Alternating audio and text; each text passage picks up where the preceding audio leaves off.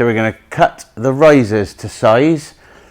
We've stuck your treads down and they're secure. So now they're going to sit on top of your lower tread and underneath the nosing, but they're going to offer support. So because we bonded them down a few hours ago or yesterday, we can make them snug so you won't see any gaps, but they still allow for movement because the treads themselves have got a bit of a spring. The nosing's got a spring on the underside, so we can bond them in. So this material is slightly different to the other. You can tell it's got a green, it's more flexible, it's got a green backing. See, same with the adhesive. Same adhesive will work on this just like the other. I'm just going to show you how to cut the product. Simply, same as the other product,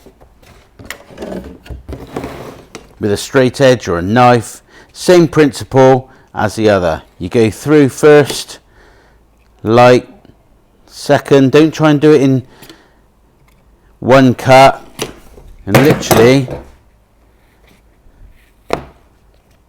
it tears. Same with the back in, go through with your knife. That is a lovely edge, easy as that to cut. So we're going to cut that to width and height.